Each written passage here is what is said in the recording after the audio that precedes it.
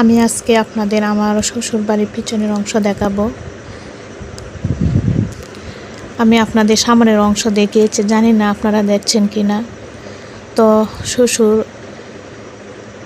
অনেক শখ করে পিছনের অংশের নাম দিয়েছে তালুকদার বিলা। যদি এখন উনি নেই, তবে পরিপূর্ণভাবে সম্পূর্ণ স্মৃতিতে ভরে আছে সবটুকু জায়গা। এক কর্নারে এগুলি যন্ত্রপাতিগুলি দেখা যায়, এগুলি হলো কৃষিকাজের জন্য। দেখেন পিছনের ঘরে উপরে হলো দোতলা, যদিও এখন কেউ দোতলায় থাকে না, তবে এক সময় পরিপূর্ণ ছিল মানুষে, এখন শুধু শূন্যতায় পরিপূর্ণ।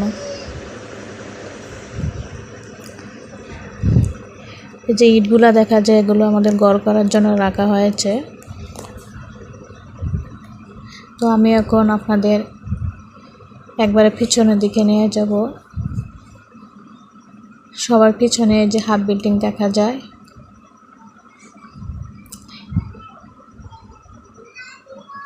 এই হাফ বিল্ডিংয়ের মধ্যে ভালো রাখা হয়েছে ঘর করার জন্য। এটাও খালি থাকে, কেউ থাকে না এখানে। এখানে এই হাফ বিল্ডিং থেকে শুরু করে একবারে নদীর নিচ পর্যন্ত সিঁড়ি করে আমার শ্বশুরে নিয়ে গিয়েছেন। এটাকে আমাদের এখানে ঘাট বলে, এখানে গোসল করা হয়, বাড়ির সবাই এখানে গোসল করে। আমার শ্বশুর অনেক পছন্দের জায়গা ছিল এটা। আমারও যদি মন খারাপ থাকে, যখনই ঘাটে আসি, মন ভালো হয়ে যায়। এখন হলো বর্ষাকাল, পানি পরিপূর্ণ।